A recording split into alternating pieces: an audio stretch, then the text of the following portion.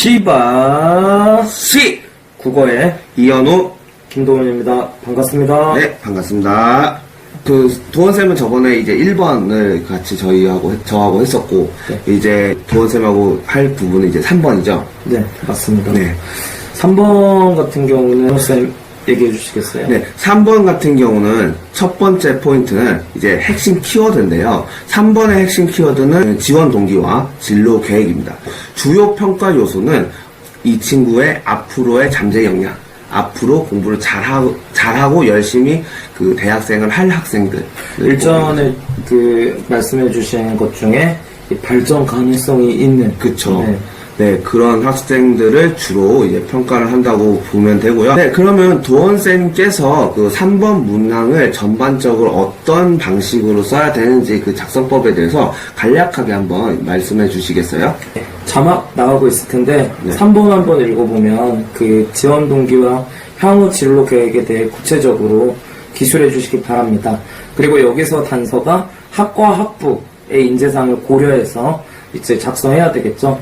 그 자소서를 쓰기 전에 아무래도 이제 학생 여러분들께서 그 대학의 인재상이라든가 권학 이념 이런 것들을 보셨겠죠. 그거에 근거해서 이제 쓰시면 됩니다. 그리고 지원 동기 부분에 있어서는 왜 이렇게 이 학과에 지원하게 됐는지가 잘 드러나야겠죠. 그 예전 영상에 나왔던 프로젝트 매니저를 꿈꾸는 학생이 떠오릅니다. 그 학생이 이제 프로젝트 매니저 때문에 공대에 진학을 했어요. 아무래도 이제 국방과학기술 분야니까. 네, 그쵸. 근데 자기가 생각했던 그런 로망이 아니다. 이제 수학을 너무 많이 풀고 이래서 그랬다. 그래서 이 자기가 이 이과에서 문과학과에 이제 재수를 해서 지원하게 된 동기를 잘 풀어서 또 합격시켰던 기억이 나는데, 비슷한 그런 학업 역량을 가졌더라도 발전 가능성이 있고 그쵸. 지속성을 갖는 그런 학생들이어야 되기 때문에 그 전공에 대한 그런 관심, 네. 이런 것들이 잘 드러나야겠죠. 그쵸. 그래서 이것을 이제 바탕으로 저희가 한번 차근차근 좀 세부적으로 나눠서 이런 부분이 자기소개서에 들어가면 좋겠다라는 부분을 한번 같이 이야기를 나눠보면 좋을 것 같아요. 네.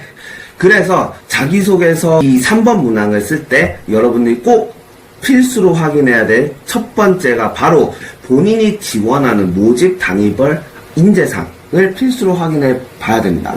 방금 도원쌤이 말씀해 주셨듯이 도원쌤은 정치외교학과를 들어가셨잖아요. 네. 그러면 이제 정치외교학과에 이제 지금의 학종의 시조세처럼 이제 논술도 보고 면접도 보고 그렇게 다 해서 들어갔잖아요. 네. 그럼 어쨌든 면접을 봤을 때 면접 준비를 하는 과정에서도 물론 이런 인재상 관련된 거를 봤을 것 같아요. 네네. 네, 근데 그 당시에 그 대학교 지원하기 직전에 고려대학교의 정치외교학과는 이런 인재상을 원해라는 거를 바로는 알 수 없잖아요. 그죠? 이 학과 그 사이트도 좀 보고. 그쵸. 그리고 뭐 고대하면 자유정의 진리 아닙니까? 그쵸. 예, 그걸 토대로 이 교수님들이 어떤 활동을 하셨는지, 당시에는 이제 그 최장재 교수님이 또 민주주의에 대해서도 얘기를 하셨고 네네.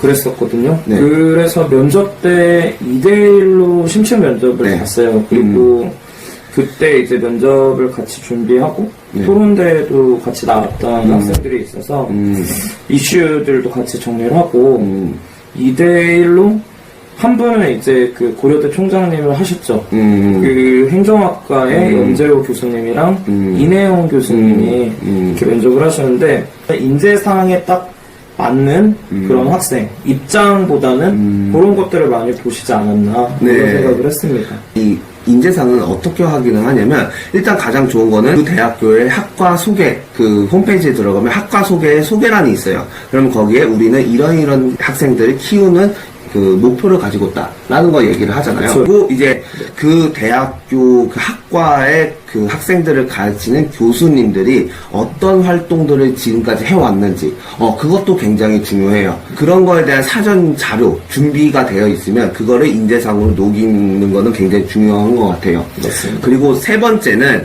제가 여러분들한테 알려주고 싶은 사이트가 있어요. 대학 어디가라고. 그 대학 어디가라는 사이트를 가면 여러분들이 지원할 대학의 학과 소개와 인재상이 다 나와 있고요. 그리고 이거는 여담인데, 그 여러분들, 선배들이 작년 기준에서 이제 학생들이 어느 정도의 성적대로 들어갔는지까지도 다 나오기 때문에 여러분들이 이런 인재상이나 아니면 그런 자기소개서 쓸 때 조금 전략적으로 지원할 때도 되게 좋을 것 같아요. 나는 어떤 인재상에 부합한 학생인가라는 거를 고민을 한번 한 다음에 그거를 자기소개서에 잘 녹이는 게 중요하겠다라고 말씀을 드릴 수 있을 것 같아요. 두 번째는 바로 전공, 희망, 학문에 대한 관심, 이해 정도, 수학 능력 또는 열의 등을 어필해서 많이 표현해야 된다라는 겁니다. 저는 이제 주전공이 국문학이긴 하지만 이제 복수전공으로 심리학을 공부를 했거든요. 그러니까 고등학생들에 비하면 제가 심리학을 공부를 했기 때문에 정확한 심리학의 그 지식과 편견들, 선입견들을 잘 알잖아요. 근데 심리학과를 지원하는 친구들 중에 대다수가 고등학교 때 했던 또래 상담을 굉장히 활동으로 많이 써요. 근데 그게 그 예전에는 좀 신선한 활동이었는데 요즘에는 너도 나도 너무 많이 해가지고 신선한 활동이 아니게 되더라고요. 같은 학년 안에서 네. 서로 이제 그런 상담 같은 네. 걸 해주는 거구나. 네, 그렇죠. 그러니까 그런 부분은 어필할 수가 없는 거죠. 그러니까 이런 심리학과를 지원한다고 했을 때는 정확한 심리학의 이해와 어느 정도의 소양은 있어야 된다고 생각을 하거든요. 그래서 제가 많이 얘기를 했던 것 중에 하나가 심리학은 동물과 인간의 마음을 과학적인 방법으로 탐구하는 학문이다. 여기서 방점은 과학적이라는 거. 그래서 그거를 제가 되게 많이 강조를 했어요. 근데 많은 고등학생들이 심리학은 과학이라고 생각을 안 해요. 그러기 때문에 제가 컨설팅 했던 학생 같은 경우는 심리학은 과학이다라고 하는 정확한 워딩을 통해서 교수님들 굉장히 높게 평가를 한 사례가 있어요.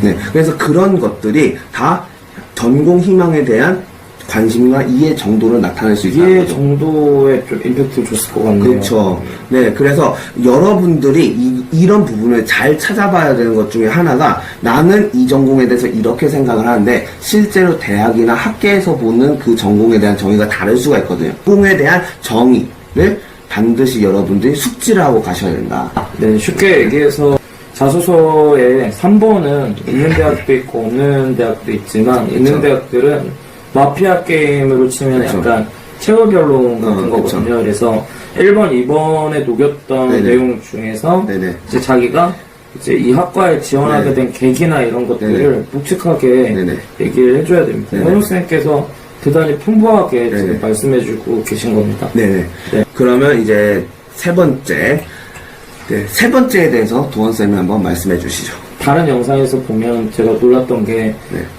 스튜어디스 하면 상위권 네네. 대학보다는 네네. 좀 뭔가 특화되어 있는 네네. 대학에 지원을 하면 네네. 좋겠다 이런 생각들을 많이 하시는 것 같긴 한데 네네. 그 작년에 서강대에 네. 스튜어디스에 대한 진로 계획으로 그쵸. 합격한 친구가 있었어요. 네. 그러니까 쉽게 얘기해서 진로 계획은 뭐 네. 속칭 말하는 그런 뭐 직업에 대한 그런 비전이나 네. 혹은 그 진로 계획의 장황함 네. 뭐 이런 걸로 평가하진 않는다. 뒷부분에 현우쌤이 또 보충해 주시겠지만 마지막으로 이제 하나만 말씀드리면 그럼 미래 계획은 뭐 아버지가 뭐 네. 법조인이라서 뭐 네. 학부 졸업 후 로스쿨에 가겠다. 네. 뭐 의사라서 내가 뭐 이렇게 해서 뭐 네. 아버지가 무슨 과라서 네. 어머니가 무슨 과라서 뭐 안과에 가겠다 이런 네. 것들이 아니라 자기를 중심에 두고 얘기를 해야 됩니다. 네. 그런 것들을 생각하셔야 되고요. 네. 한마디로 좀 정리를 하자면 그쵸. 현우쌤 네. 3번 문항의 핵심은 뭐냐? 네. 약간의 뭐 단어나 어구로 정리해 주신다면? 저는 이제 3번 문항의 핵심은 지원 동기라고 생각을 해요. 네. 그러니까 지원 동기에 대한 그 서론이 있어야 되고 그거에 대한 이제 진로 계획을 어떻게 가져갈 건지 그거를 있어야 된다고 생각을 하는데 도원쌤은 지원 동기에서 무엇을 이제 강조를 해서 쓰면 좋은 자소서 글이 될 것 같나요? 아까도 얘기했지만 1번, 2번에서 이제 기회를 같이 해온 네.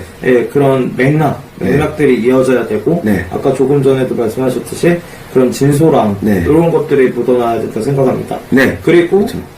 가장 중요한 게 하나 있지 않습니까? 그쵸. 말씀해 주시죠. 가장 중요한 것은 제가 아까도 얘기했지만 전공에 대한 이해 정도 그게 맞습니다. 반드시 있어야 된다. 네. 네. 그 부분이 잘 드러나야 네. 좋은 3번이 될 수 있습니다. 네. 저희는 이제 앞에 썼던 지원 동기를 같은 맥락으로 해서 자연스럽게 여러분들 한 활동에서 나중에 이런 거를 좀 하면 좋겠다라고 생각하는 진로 계획까지 연결을 지을 수 있는 그런 글을 쓰면 정말 좋은 자기소개서가 될 것 같아요. 네, 맞습니다. 오늘 뭐 썰부터 그쵸. 어떻게 접근을 해야 되고 그쵸. 어떤 내용들이 들어가야 되는지 네. 같이 살펴봤네요. 네, 그렇죠. 그래서 저희가 지금 이제 3번 문항을 하면서 분명히 여러분들이 자기소개서 쓸 때 정말 도움이 많이 될 만한 이야기들이 정말 많이 있을 것 같아요. 그래서 여러분들이 저희 영상을 보고 자기소개서 쓰다가 또 궁금한 내용이나 좀 더 물어보고 싶은 내용이 있으면 댓글로 남겨주셔도 되고요. 저희 이제 유튜브 그 설명란에 보면 그 번호가 있으니까 그 번호로 이제 연락을 해주셔도 저희들이 친절하게 답변을 해드리겠습니다. 바로 답변은 어렵겠지만 뭐 카톡이나 네. 문자 네. 보내주시면 네. 네, 저희가 도와드리도록 하겠습니다. 네. 네. 그러면 이제 저희는 여기에서 영상을 마무리 짓고요. 네. 다음 영상에서 조금 더 유익하고 재미있는 영상으로 찾아뵙도록 하겠습니다. 네. 그럼 여러분 다음 시간에 만나요. 네, 제발.